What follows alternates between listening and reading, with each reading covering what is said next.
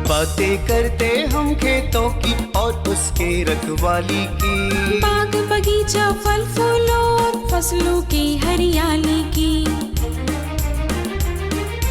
हम बीजों की बातें करते उत्तम जल संसाधन की, हम तकनीकी बातें करते फसलों के उत्पादन की।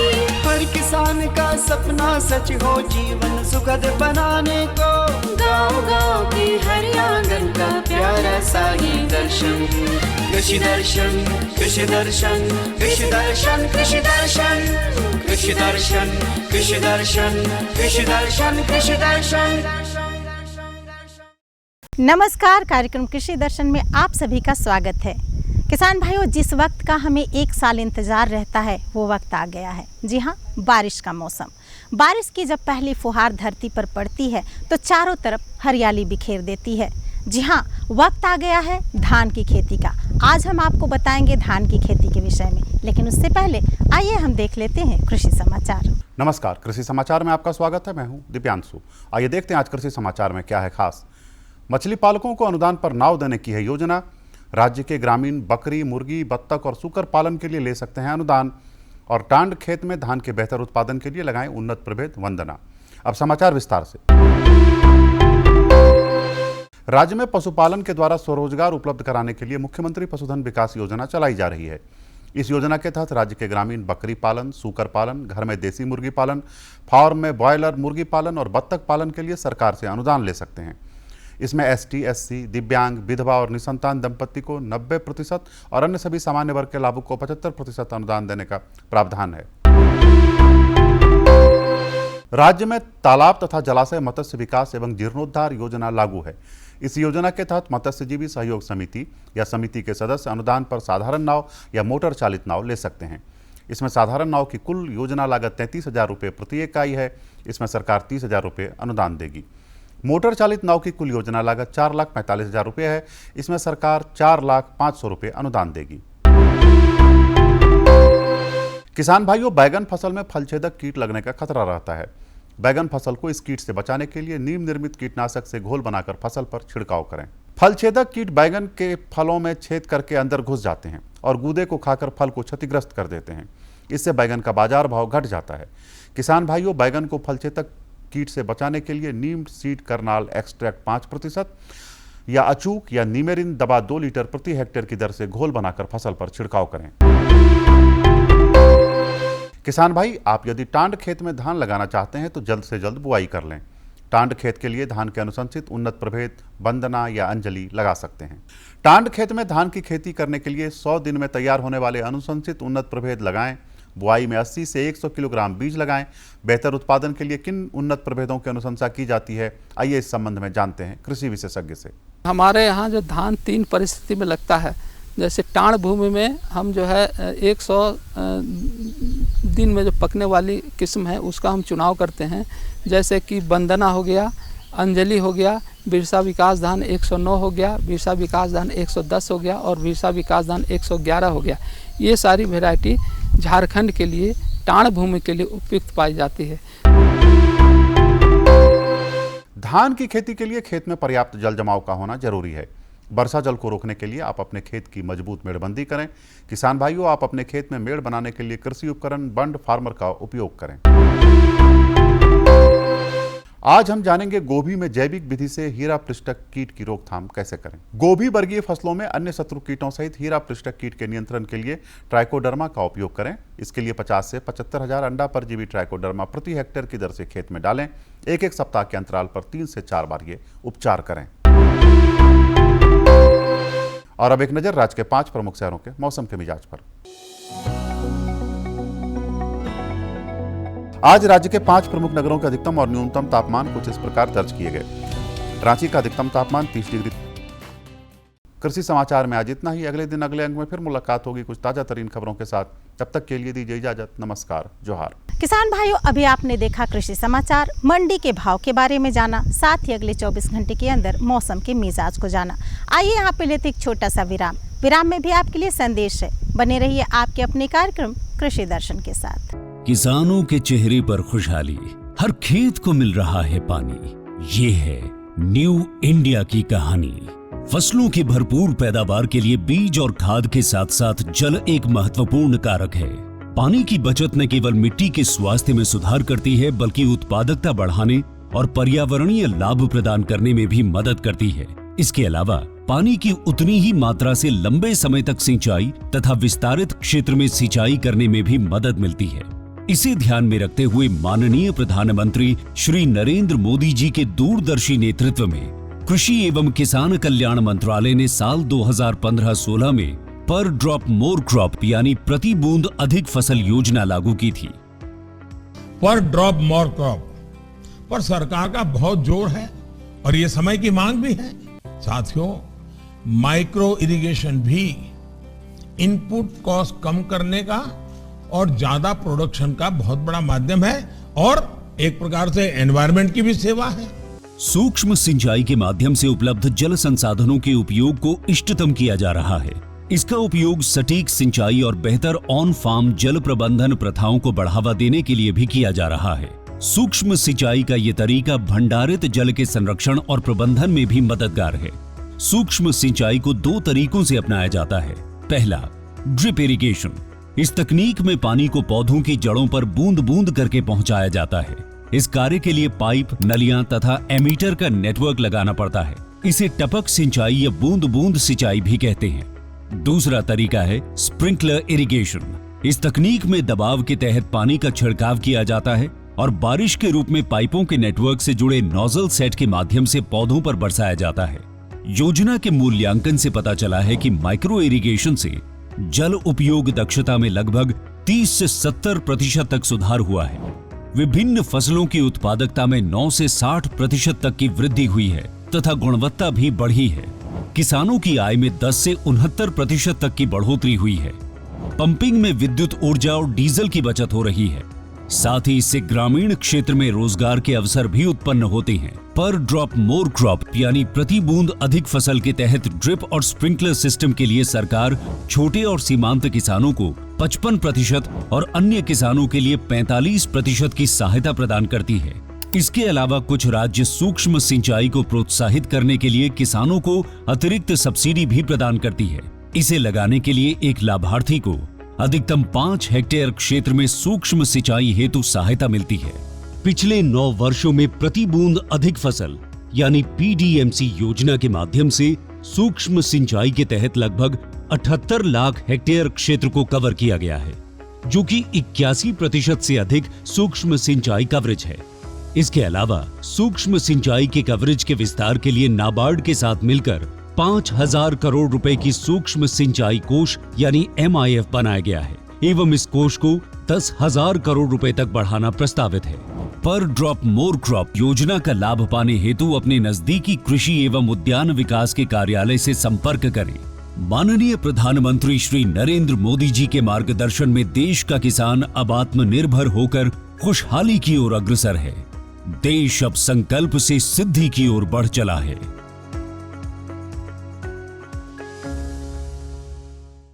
किसान भाइयों, जैसा कि अभी हमने कहा कि बारिश का मौसम आ गया है और हमारे किसानों के चेहरे में खुशहाली दिखाई देने को मिल रही है। वक्त आ गया है धान की खेती का। जब बरसात का मौसम आता है तो सबसे पहले हमारे किसान धान की खेती की तैयारी करते हैं। तो खेती करने के लिए खेतों की तैयारियां हमारे किसान भाई किस प्रकार करेंगे और कौन से खाद डालेंगे खेत में और उसकी जुताई कितनी बार करेंगे, इन तमाम बातों की जानकारी लेते हैं हमारे विशेषज्ञ से। धान झारखंड की एक प्रमुख फसल है, किंतु यहाँ इसकी खेती वर्षा पर निर्भर है।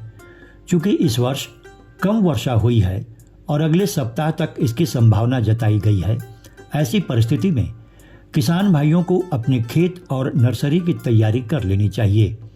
बिचड़े तैयार करने के लिए उन्हें नर्सरी की गहरी जुताई करके मिट्टी को भुरभुरी बना लेनी चाहिए। भूमि की नमी बनाए रखना चाहिए तथा बीज को उपचारित करने के बाद ही नर्सरी में लगाना चाहिए। हम आज आए हुए हैं गुमला में और हमारे साथ विशेषज्ञ के तौर पे हैं डॉक्टर संजय कुमार पांडे। बरसात का मौसम शुरू हो गया और ऐसे में झारखंड के किसान जो हैं बाट जोड़ रहे थे बरसात का। और धान की खेती के लिए जो तैयारी होती है वो सर कैसे करें और क्या कुछ खास करें जिससे बाद में उनके जो धान का फसल हो उसमें कीड़े मकोड़े ना आए और उत्पादन हो? तो अभी बरसात की स्थिति उतनी अच्छी नहीं है, तो अक्सर यह देखा जा रहा है कि जो लास्ट वीक जो है, जो अभी जो चल रहा है 25-26 तारीख से 30 तारीख तक के बीच में वर्षा होने की उम्मीद है। जो विगत वर्षों का भी अनुभव है कि 27, 28, 30 तक जो है 105-110 मिलीमीटर बारिश हो जा रही है, माने 50% के आसपास जून में हमको बारिश मिलता है। और धान यहाँ का प्रमुख फसल है, जो यहाँ पर लगभग 1,88,000 हेक्टेयर में आच्छादन का लक्ष्य रखा जाता है। तो उसमें तो बहुत कम ही वर्ष ऐसा मिला है जिसमें हम लोग 1,88,000 पर पहुँचे हैं, नहीं तो 1,70,000, 1,66,000 यही से आसपास में रहते हैं। उसका मूल कारण यही है कि वर्षापात की स्थिति नहीं ठीक होने से। तो ऐसी स्थिति में किसान भी एक वैज्ञानिक है और मौसम के मिजाज को समझते हुए अभी धान का जो हमारा फसल है अभी टाइम है, तो उसमें अभी पूरे जून महीना को दिखना है, वर्षापात की स्थिति को दिखना है, समझना है। और किसान को अब अपना बिचड़ा जो है, जो इस सप्ताह के लास्ट में वो अपने बिचड़ा को गिराएं पहले नर्सरी। किसान भाइयों, यदि आपको 1 एकड़ में धान की खेती करनी है तो उसके लिए 10 डिसमिल में बिचड़ा तैयार करें। इस नर्सरी में आप 5 क्विंटल कंपोस्ट, 3 से 4 किलोग्राम DAP तथा निश्चित मात्रा में पोटाश का प्रयोग करें। खरपतवार से अपने खेत और नर्सरी को अवश्य बचाएं। बीज को उपचारित करने के उपरांत ही नर्सरी में गिराएं। इससे आने वाले समय में फसलों का बीमारी से बचाव होगा और खेती की लागत में कमी आएगी। देखिए, नर्सरी का जहाँ तक हमको तैयारी करना है, तो नर्सरी जितना एरिया भी गिराना है उसका 10वां भाग उसका नर्सरी का होता है। तो वैसे छोटा एरिया में जो है किसान को चाहिए कि अगर हम 10वां भाग में 1 एकड़ का हमको नर्सरी कराना है 100 डिसमिल के लिए, तो हम 10 डिसमिल में बिचड़ा गिराएंगे। तो 10 डिसमिल के लिए हमको उसमें कंपोस्ट की मात्रा उसमें चाहिए, उसमें मिनिमम 5 क्विंटल कंपोस्ट उसमें देना चाहिए। DAP उसमें जो है 3 से 4 kg DAP का भी प्रबंधन करें। पोटास को निश्चित तौर से उसमें देना चाहिए। तो ये तरीके से हम उर्वरक प्रबंधन कर लेते हैं और उसको बहुत बारीकी से तैयार करना ताकि उसमें कोई खरपतवार उसमें नहीं रहे। ये सबसे प्रमुख चीज़ है उसमें। और उसको हम जब तैयारी कर लेते हैं तो बीज को उपचारित करके उसको तब हमको धान के बीज को उसमें डालना है। देखिए, बीज उपचार करना तो बहुत ही ज़रूरी है, क्योंकि बीज उपचार में हमको खर्च बहुत कम लगता है, लेकिन आने वाले जो समय में जो बीमारी का जो प्रकोप होता है तो उससे तो बहुत निजात हम पा सकते हैं। उसमें बहुत कम खर्च है। तो जहाँ 2 ग्राम 3 ग्राम हमको प्रति केजी बीज शोधन के लिए दवा का प्रयोग करना पड़ता है, तो उसमें तो हमारा लागत खर्च बहुत न के बराबर है। तो बीज उपचार करना बहुत ही ज़रूरी है कि आने वाले दिन में जो बड़ बीमारी है उससे हम बचा जा सके। बिचड़ों की सही बढ़वार के लिए पानी की आवश्यकता होती है, अतः बिचड़े को वहीं लगाएं जहां पानी की समुचित व्यवस्था हो। इसके अलावा आप बिचड़े को सामूहिक तौर पर भी लगा सकते हैं। किसी एक तिथि में बिचड़ा ना लगाएं, उसे अलग अलग तिथियों में लगाएं ताकि अनिश्चित बारिश की समस्या से धान की खेती को बचाया जा सके। बिचड़ा गिराने के लिए सबसे जो मौसम में जो बदलाव हो रहा है, सबसे ज़रूरी ये चीज़ है कि बिचड़ा वहीं पर किसान गिरावे जहाँ पर पानी की सुनिश्चित व्यवस्था हो और कम्युनिटी बेसिस पर करे, सामूहिक तौर पर, और अलग अलग डेट पर करे। जैसे कि एक बार अगर हमको रुपाई करना है तो जो मौसम का मिजाज है कि कभी पानी हुआ कभी नहीं हुआ, तो वैसी स्थिति में जो हमारा जो सीडलिंग जो तैयार होता है, अगर उपयुक्त नमी नहीं रहे तो उसमें हमको ख़राब होने की संभावना ज़्यादा रहता है।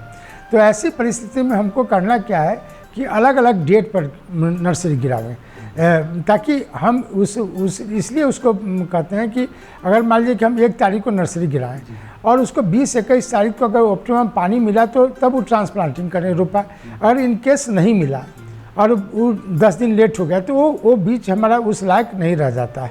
तो इसीलिए फिर हम 1 को लगाएं, 5 को लगावें, 10 को लगावें। जो हमको 20 से 21 दिन पर जो ऑप्टिमम टाइम होता है बिचड़ा को खेत में, मेन खेत में ले जाने का, वैसे वो टाइम पर अगर पानी मिले तो उस बिचड़ा को, उस डेट के बिचड़ा को हम उसमें लगावें ताकि हमको उसे बढ़वार अच्छा से हो और हमारा उत्पादन भी अच्छा मिल सके।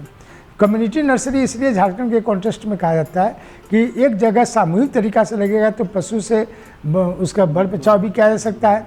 पानी का उनके पास रहेगा तो जब हम लाइफ सेविंग इरिगेशन भी हम देने में सक्षम हो सकेंगे। ये सबसे अहम बात है कि हमको यहाँ पर कम्युनिटी नर्सरी के मोड में काम करना होगा। किसान भाइयों, हालांकि इस वर्ष कम वर्षा हुई है, इसके बावजूद धान की खेती की संभावना बनी हुई है। अतः इस समय आप अपने खेतों की तैयारी कर लें, खेत की जुताई कर लें। इससे आप खरपतवार की समस्या से बच सकते हैं। मेड़बंदी अवश्य करें ताकि पानी का संचयन हो सके। देखिए, अभी जो पिछले विगत वर्षों का अनुभव है, अभी वैसा कुछ बिगड़ा नहीं है। अभी बीच बीच में जो पानी हो जा रहा था तो उसमें खेत की जुताई किसान भाई अपनी पूरी तैयारी कर दें, क्योंकि खेत की जुताई करने से खरपतवार में भी काफ़ी कम खर्च में आप उससे बच सकते हैं। तो खेत की जुताई करें और जहाँ पर मेड़बंदी जो है, अपना मेड़बंदी को बढ़िया से करें ताकि जो भी पानी हो, बरसात हो, उसको वहीं पर संचयन हो सके और हम पानी की बर्बादी से को बचा सकें और अपने खेत में भरपूर नमी को हम बना के रखें। किसान भाइयों, प्रारंभिक दौर में बारिश की कमी होने के बावजूद धान की खेती की जा सकती है। अतः वैज्ञानिकों के दिशा निर्देश पर चलकर इसके लिए आप खेत तथा नर्सरी की तैयारी अवश्य कर लें। हमारी दूसरी जानकारी है धान के खेती के विषय में ही।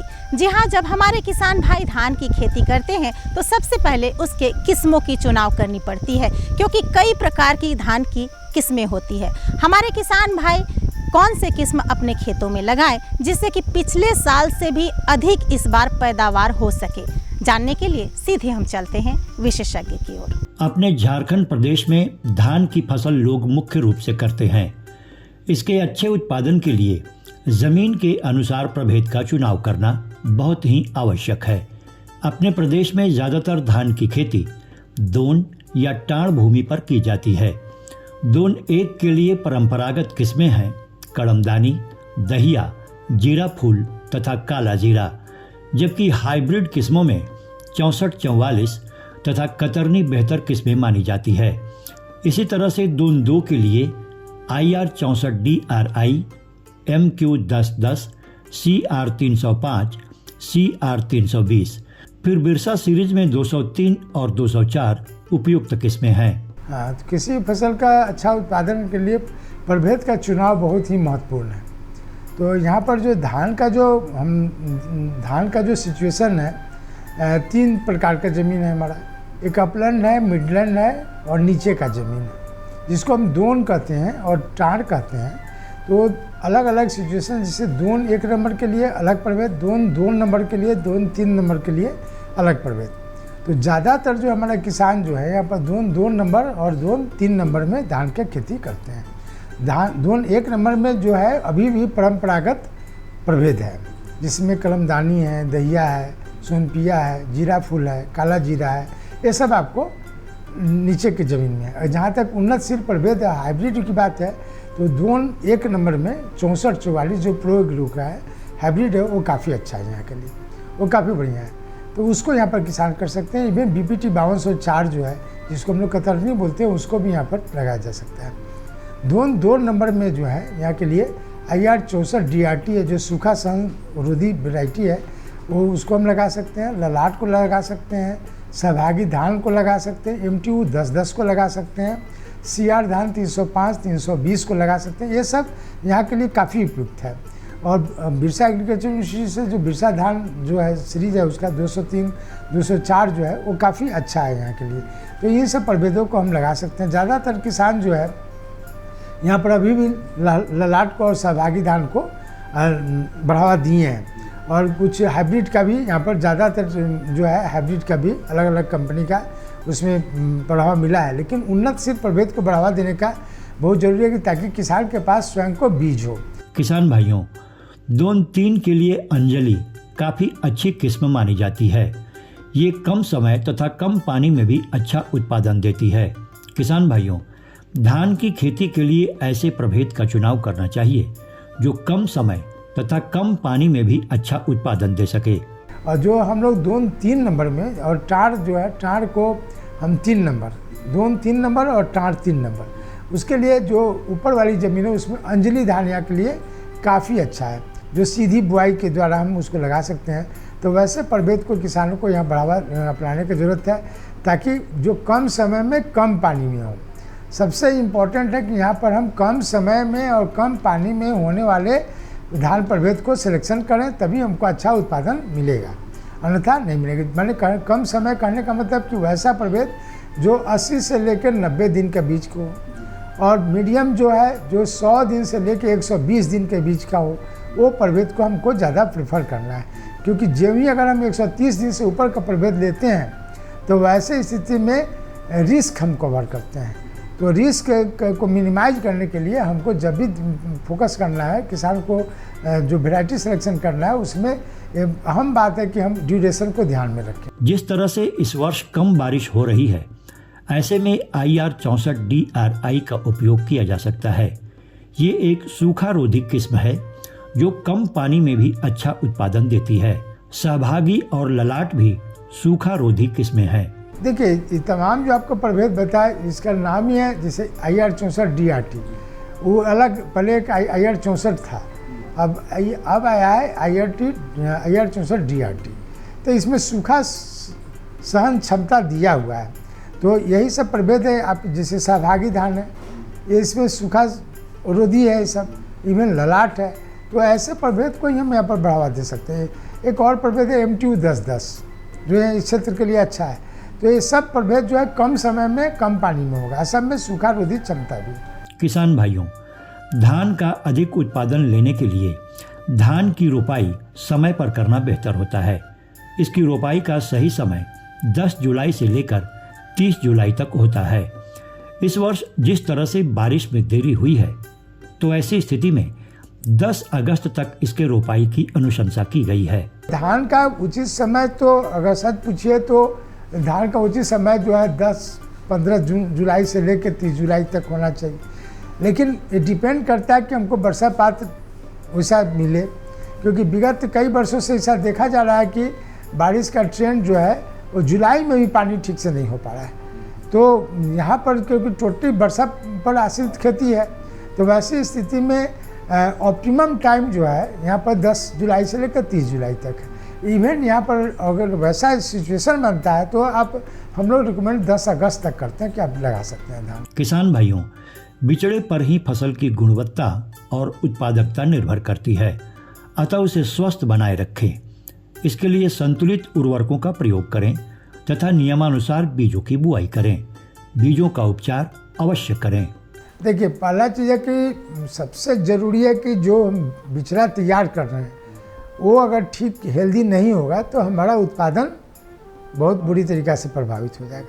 तो पहले स्वस्थ बच्चा बनाइए, मैंने स्वस्थ बच्चा बनाइए, मैंने सीडलिंग को पूरा हेल्दी बनना चाहिए।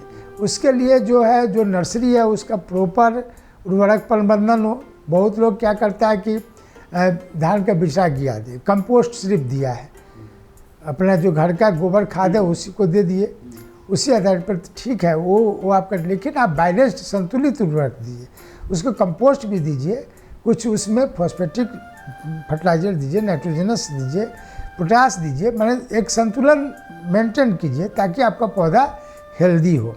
और जब पौधा कमज़ोर कब होता है कि जब हम उर्वरक प्रबंधन उसमें ठीक से नहीं करते हैं, और दूसरा हमारे गिराने का तरीका भी ठीक नहीं होता है। जैसे कि मान लीजिए कि आज हमको बिचड़ा गिराना है, तो आप 12 घंटा पहले उसको नमी माने सोकिंग कीजिए पानी में, फिर निकाल कर उसको छाया में रखिए। प्रॉपर ज़मीन जहाँ पर हमको बिचड़ा बीज स्थली को प्रॉपर उसमें उपयुक्त नमी होना चाहिए, ताकि हम जो डालें वो उसमें हमारा सेटिंग बढ़िया से हो और अंकुरन अच्छा से हो। अगर आप शुरुआत में डालें और 2 से 3 दिन के अंदर में अगर नर्सरी में पौधा आपका अंकुरित नहीं दिख रहा है तो आप समझ जाइए कि हमारा बीज ठीक से नहीं लगा। अगर आप लापरवाही बरतिएगा तो आपका बीज का पॉपुलेशन कम हो जाएगा, हेल्दी नहीं रहेगा।